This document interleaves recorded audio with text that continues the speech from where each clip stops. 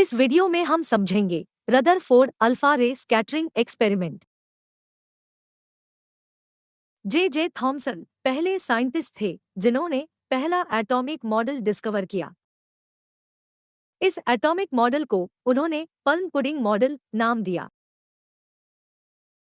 लेकिन इस atomic model की कुछ लिमिटेशन थी, जिसके कारण ये एटॉमिक मॉडल एटॉमिक स्ट्रक्चर को एक्सप्लेन नहीं कर पाया।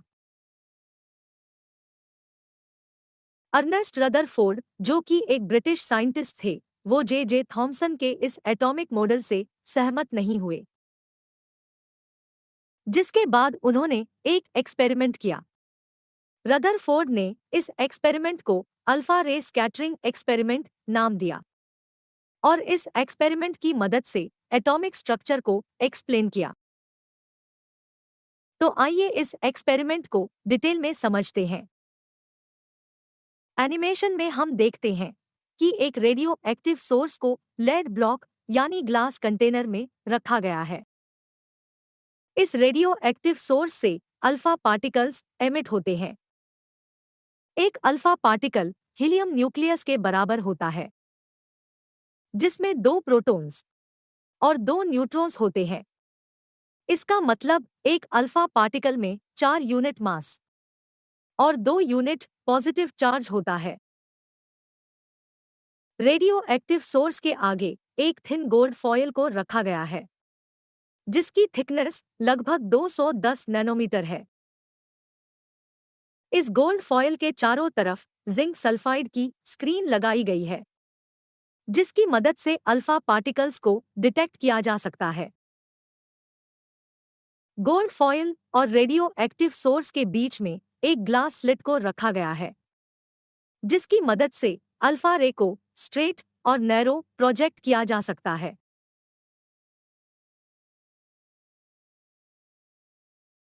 एनिमेशन में हम देखते हैं कि जब अल्फा रे को लेड ब्लॉक से प्रोजेक्ट किया जाता है, तब अल्फा रे स्लिट से पास होते हुए गोल्ड फॉयल पे फॉल करती है। अल्फा रे में जो अल्फा पार्टिकल्स है, वो गोल्ड फॉयल से स्कैटर होते हैं और डिफरेंट एंगल पे डिफ्लेक्ट होते हैं। ये alpha particles zinc sulphide screen पर एक ब्राइट फ्लैश लाइट प्रोड्यूस करते हैं, जिसकी मदद से अल्फा पार्टिकल को डिटेक्ट किया जा सकता है। आइए अब जानते हैं इस एक्सपेरिमेंट के ऑब्जर्वेशन के बारे में। ऑब्जर्वेशन ऑफ रदरफोर्ड्स अल्फा रे स्कैटरिंग एक्सपेरिमेंट।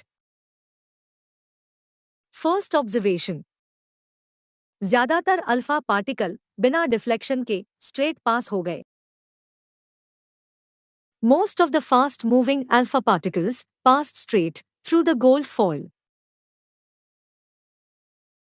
Second observation, कुछ अल्फा पार्टिकल्स बहुत स्मॉल एंगल पे डिफ्लेक्ट हुए। Some of the alpha particles were deflected by the foil by small angle.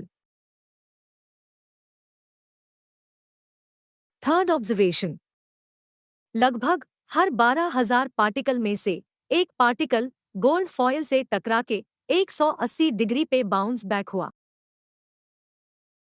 Surprisingly, 1 out of every 12,000 particles appeared to rebound.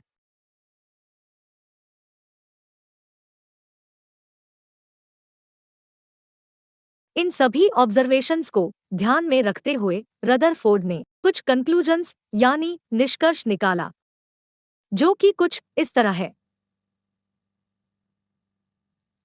ज्यादातर alpha particles बिना deflection के ही gold foil से पास हो गए, जिससे ये पता चलता है कि एटम का ज्यादातर हिस्सा एम्प्टी स्पेस होता है।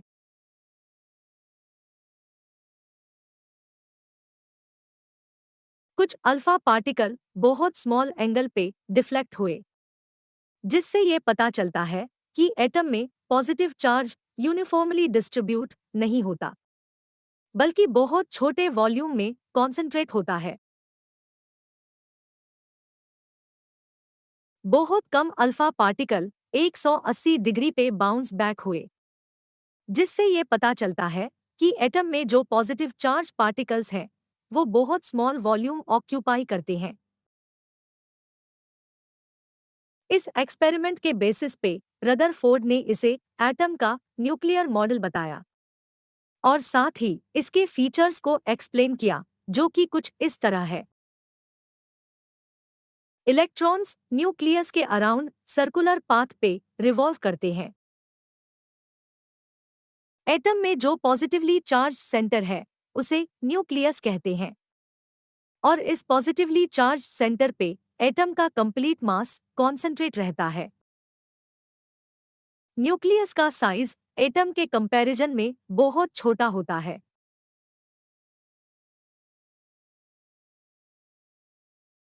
Thanks for watching. अगर आपको हमारा ये वीडियो अच्छा लगा तो ऐसे ही और वीडियो देखने के लिए चैनल को सब्सक्राइब करें, वीडियो को शेयर और लाइक करें। तो मिलते हैं नेक्स्ट वीडियो में।